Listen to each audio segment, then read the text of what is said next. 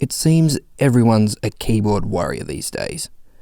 About 3 seconds after being triggered and enraged by something we encounter on social media, we're dashing off a furious note of protest to the world. But how much do we really care?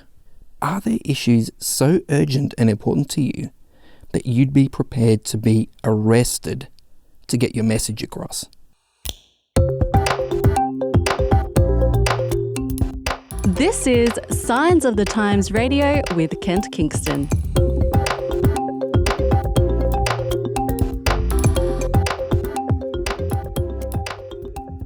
It's great to have Mark Delaney zooming from Brisbane. How are you, Mark? Yeah, I'm doing well, thanks, Kent. Excellent.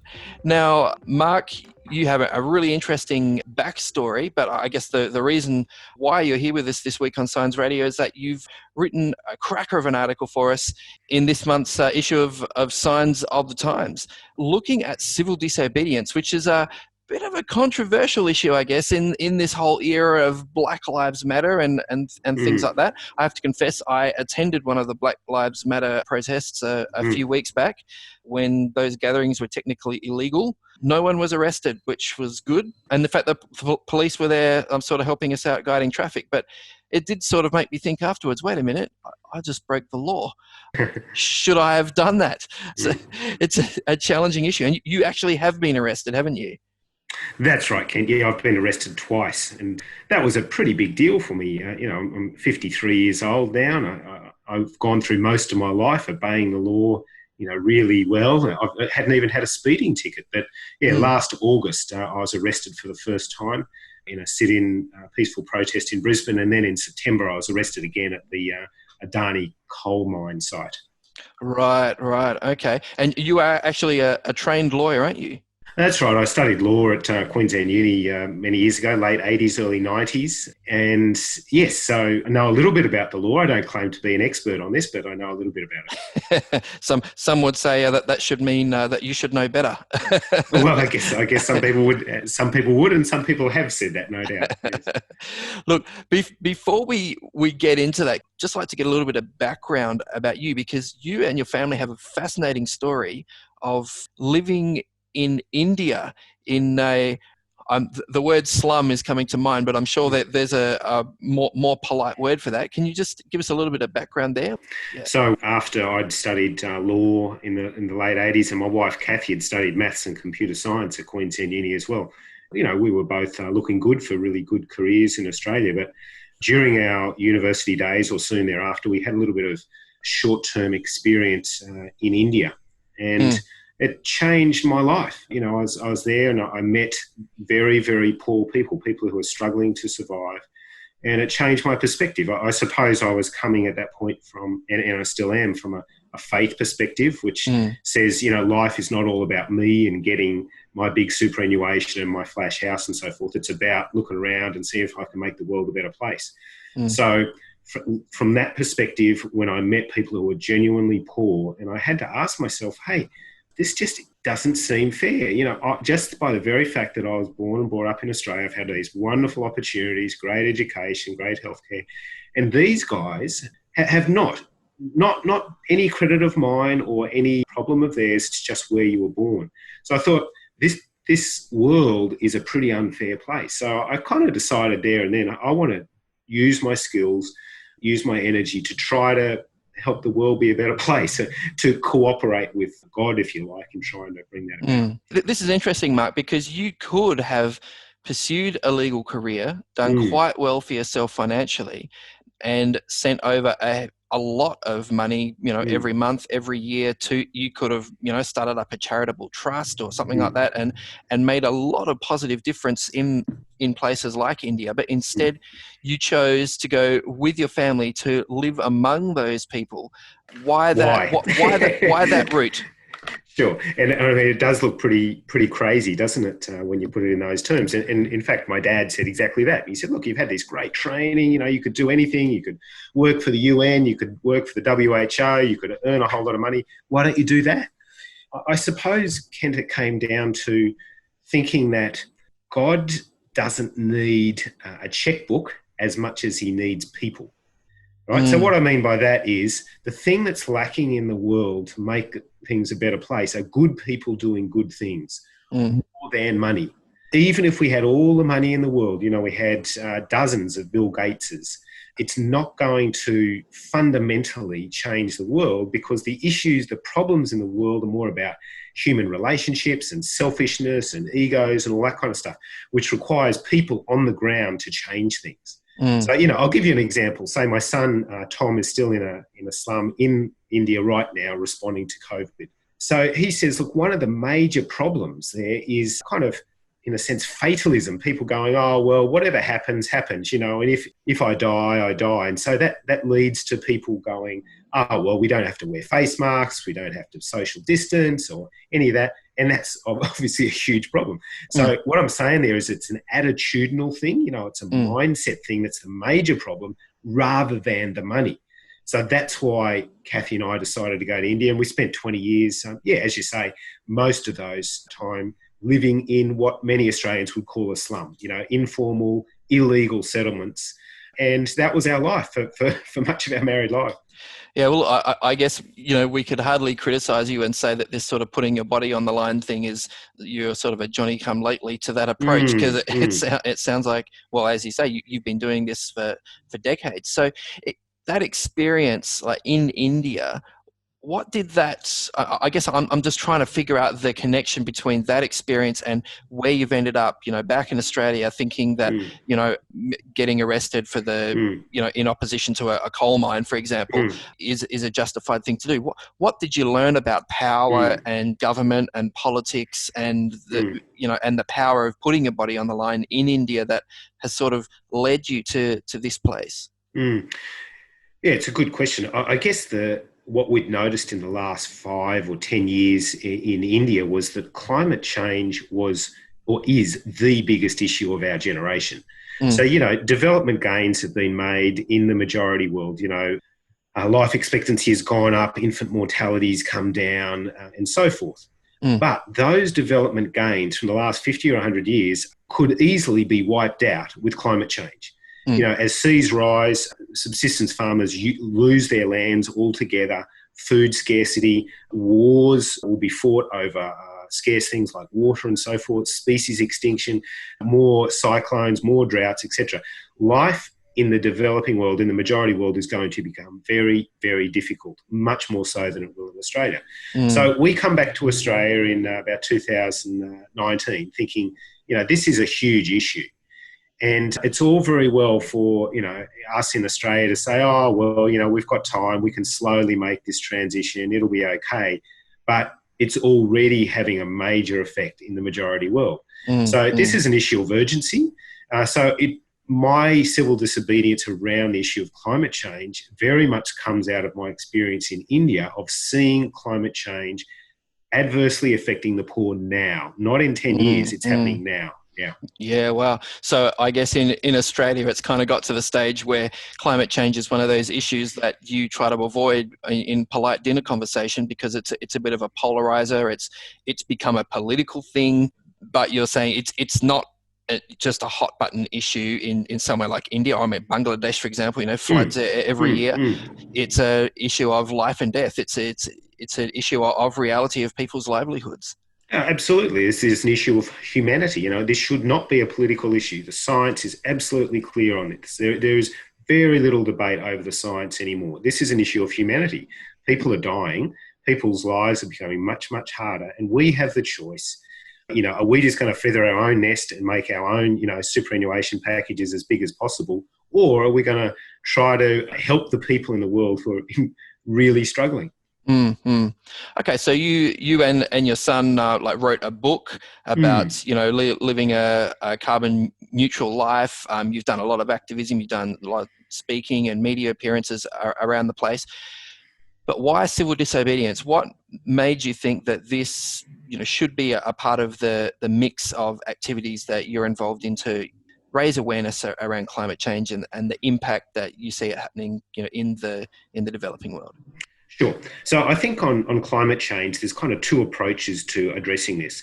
One is changing ourselves as individuals, so reducing our own carbon footprint. Because, in Australia, we have on average, very large carbon footprint, about 22 tonnes a year, compared to the global average of about 6.5 tonnes a year.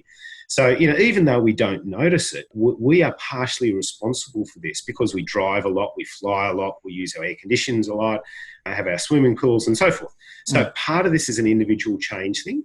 And that's why Tom and I wrote the book. We're essentially saying, hey, this is doable. It's doable to live a much lower carbon life. And it doesn't have to be awful. It can be fun. So that's why we wrote the book, Low Carbon and Loving It. And that's gone down very well.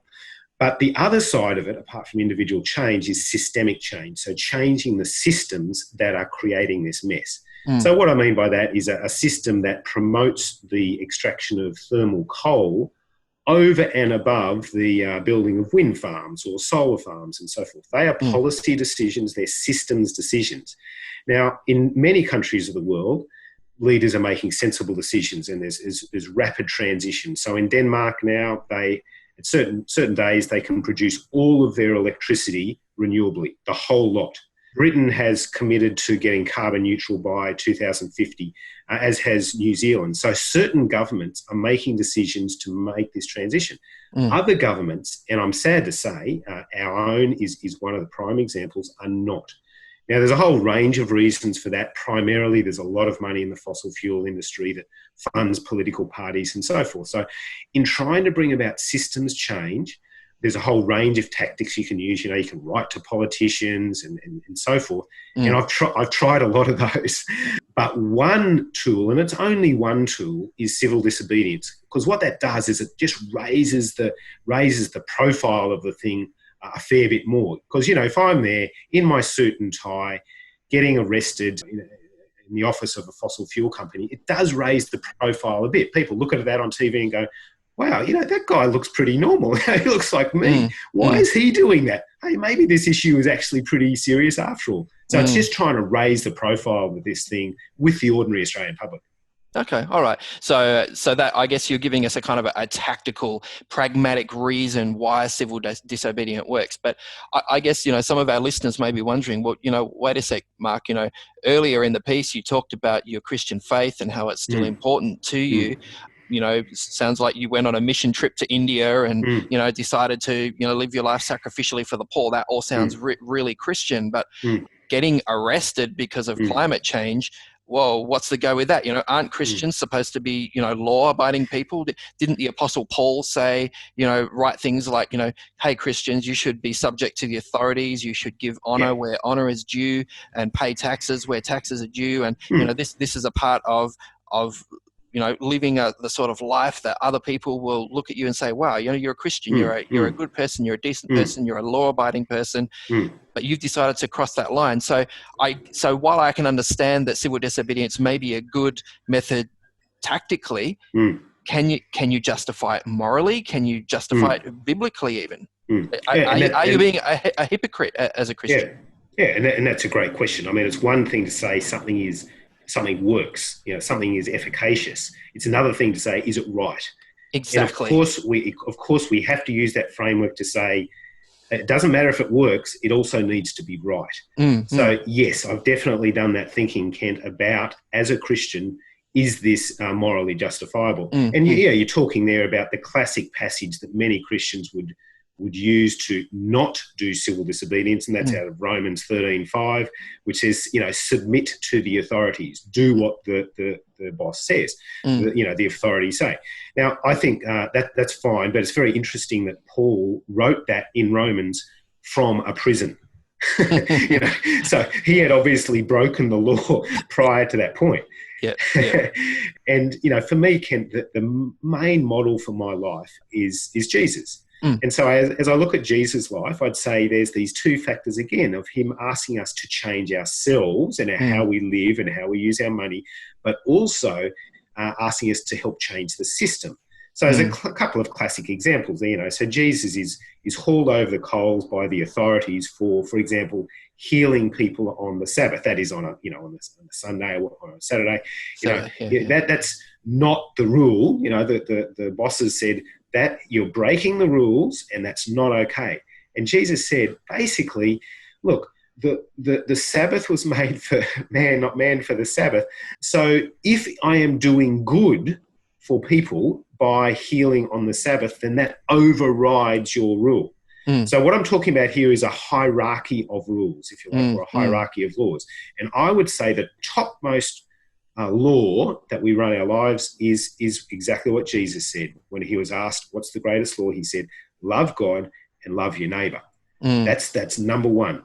If loving my neighbour necessitates breaking a lower law, then so be it, right? So that's the justification that I'm using for this, that if loving my neighbour requires breaking a very minor Australian law, I will do that in order to obey that upper law. Okay, all right.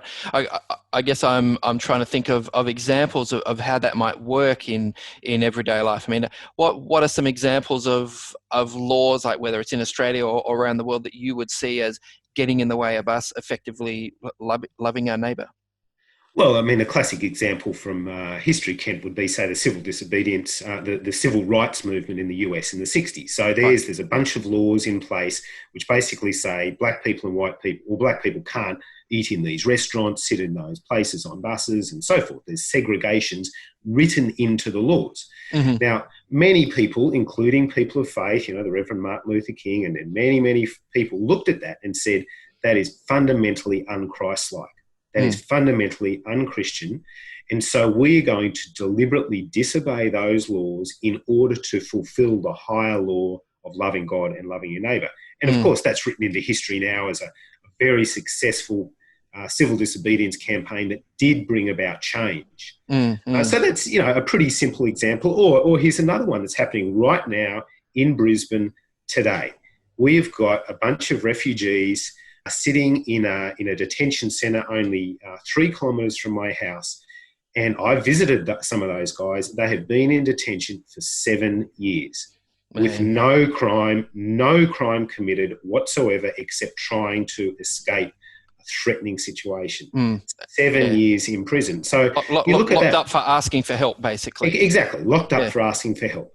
So the Australian government has a law saying that's permissible, that's okay, we should do that. I would say, and many other people are saying, that is not loving my neighbour. My neighbour has come to my doorstep asking for help and we've locked him up for 7 years. I would say that is breaking God's rule to love my neighbour, and therefore it's permissible to engage in civil disobedience to challenge that Australian law. And in fact, tonight, with a bunch of friends, I'm going to that detention centre from 8 p.m. to 4 a.m. and we're going to partake in a blockade of that institution because we fundamentally believe it's cruel, inhumane, and it's breaking God's law. So let's say, just to take it one step further, if one of these people who are in indefinite immigration detention was to escape somehow, and this has happened from time to time, and they were to come to your home and say, I need you to put me up, I need you to hide me from the authorities, would you feel justified in doing that legally? I mean, that's a great question. So obviously, there, many listeners will make parallels with that with Nazi Germany and hiding Jews and so forth. So look, obviously, we have a very, very different situation in Australia to Nazi Germany in the 1940s. We haven't got authorities that are going to shoot people, right, and torture people, and I thank God for that. We have a pretty civil administration. So, look, if a refugee escaped and came to my house, yes, I would try to help. Yes, and if that means we try to get this person to somewhere away from the view of the authorities in the short term while we negotiate with the authorities, then yes, I would certainly consider that.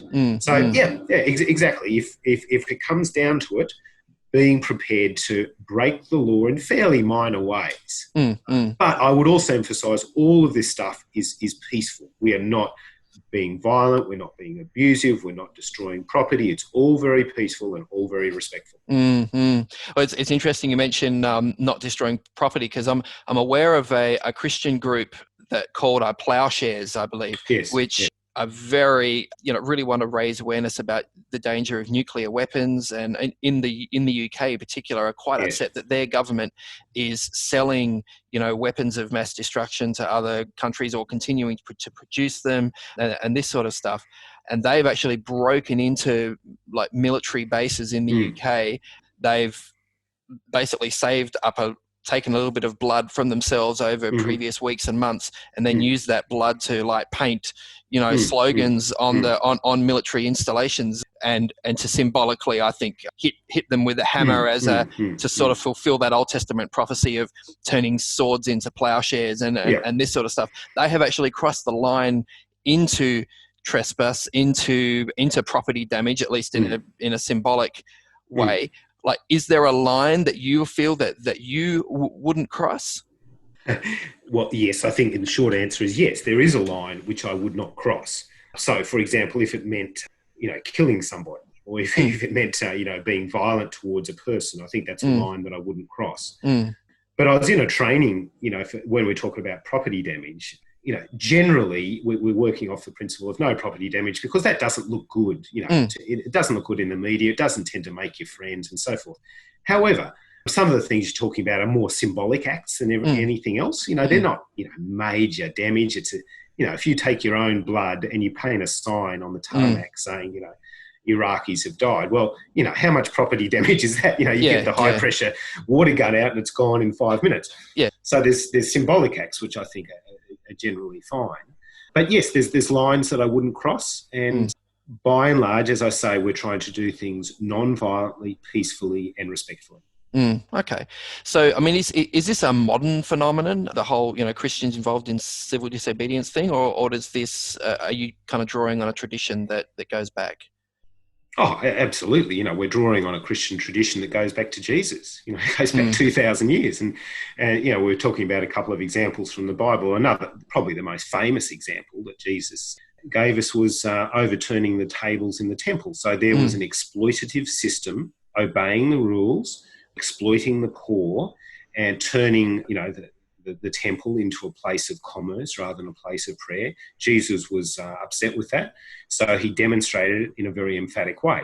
So he overturned the tables and chased out the money changers. So there's our example from the start. But throughout history, there's been many, many examples. As you point out, many Christians would have hid Jews during the Nazi regime. In the 1940s in India, 30s and 40s, Mahatma Gandhi most famously has kind of developed this whole thing of non-violent civil disobedience. So there, again, the British had unjust laws that only British products could be sold. Indians couldn't make their own products, cloth or salt or so forth. Gandhi said, look, that's unfair. And so there was mass civil disobedience, which led to eventually the British quitting India in 1945. We've talked about the civil rights movements in the US in the 1960s. In Australia, you might go back to the Franklin Dam in the 80s in Tasmania, where mass civil disobedience, people got down there to protect the Franklin. So people, most people in Australia would look back on those days and go, wow, thank goodness that people did that. Those were heroic acts. Good on them. So we treat those acts of civil disobedience with praise and heroism. And I dare say in 20 years' time, we're going to look back, not that I want to be treated as a hero, but we're going to look back at people who have engaged in civil disobedience for refugees or climate change or whatever and go, well, thank goodness somebody was doing. And it's interesting because at the time, I think of like Martin Luther King Jr., for example, at the time when he was, raising the issue of, black inequality, when he was, opposing the Vietnam War and this sort of stuff, he was called a communist. And these days you have very conservative Christians actually quote him, approvingly. It's funny how someone's image can be rehabilitated after, 50 or 60 years, isn't it? Absolutely. Times change, don't they? And then how we view history does change rapidly. Yeah. Okay, so look, some of our listeners might be thinking, like there's an issue that, that I feel passionate about, whether it is climate change, whether it's refugees. And it's interesting, a lot of the issues that we've mentioned have been, I guess, traditionally, left issues. But what about something like abortion? There have been Christians who have been outside abortion clinics and practice civil disobedience in that context too. So whatever the issue is where people can see injustice, do you have any sort of practical tips to leave them with? I mean, I know you do in your article, so it's certainly worth, referring to that. Jump online, everyone, check it out, signsofthetimes.org.au, and just, search civil disobedience or Mark Delaney, the article will come up. But can you just give us a little thumbnail sketch, just as we finish, Mark, in the last few minutes, of some of those practical steps people can take, perhaps before undertaking civil disobedience, and if they decide to go in that direction? I think, first of all, try legal tactics, and there's plenty of them there. So write to your politicians, visit your politicians, sign petitions, and so forth. Try the legal tactics, see how you go. Try that first.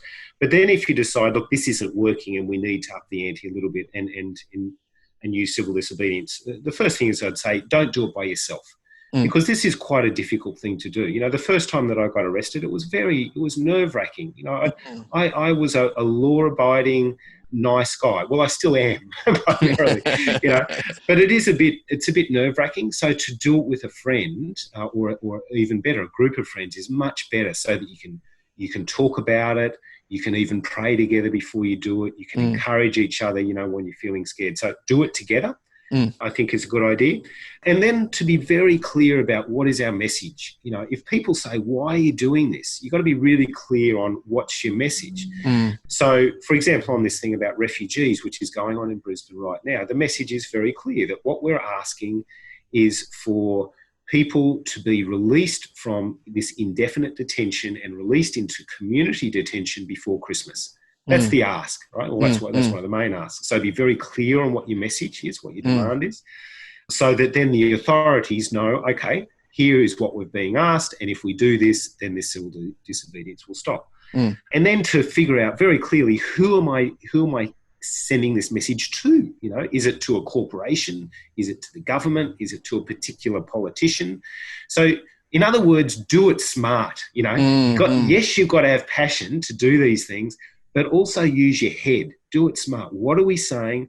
Who are we saying it to? How can we best get that message across to that target audience? And then finally, if you decide to, what people, activists would say, go the distance, in other words, you go right through to being arrested if that's necessary, then to do that very carefully. So within your group, you want to have a police liaison officer, someone who's going to talk with the police respectfully about the whole thing and explain things. Someone who's going to take some video footage, so they can flick it up on Facebook or give it to the media. Someone who's going to, take your belongings back home for you, if you're arrested. So just plan it out very carefully. But to know that if you do go the distance and you do get arrested, it's not the end of the world. It's actually can be a very empowering and liberating experience. And look, what will happen is you might get released without charge, and then there's no issue at all. Or you might be charged with a very minor offence, disobeying a police directive, and you might, in my first case, I got a $200 fine with no conviction recorded. So there's no implications for me in travel or jobs or anything. So we're not talking about jail time here. We're talking about pretty minor things to make a pretty good point. Although, of course, this will vary according to your situation, the jurisdiction, the sort of direct action you're involved in. But but that's been your experience, so far. So obviously, if you do have an individual situation, it'd probably be best to get, your own legal advice rather than, relying on a sort of a general thing. But it's certainly valuable to hear your experience with that, Mark. Yeah, absolutely. This is certainly not legal advice coming to you. By all means, get your own legal advice. All I'm saying is my experience, and it's not everyone's experience, but my experience is, it's been largely positive. And even the police have actually been very respectful, very calm, and some of the police actually believe in these issues as well. And they're sympathetic. You can tell from their body language. Wow. So so it's overall been a very positive experience for me. Wow, look, that's absolutely fascinating, Mark. Thank you so much for giving us an insight into some of your passions and some of your, strategies and tactics. And it's certainly a lot to think about. If you haven't got something to stand for, you'll fall for everything, that kind of thing. You'll fall, that's really powerful, Hey, thank you so much, Mark. Really appreciate your time this week. Great, Ken. Thanks very much. Today's episode was based on an article appearing in this month's Signs of the Times magazine. A subscription is just $26 for 11 issues a year. To find out more, visit signsofthetimes.org.au. Signs of the Times has been published in Australia since 1886 and is proudly produced by Adventist Media. This is an Adventist Media podcast.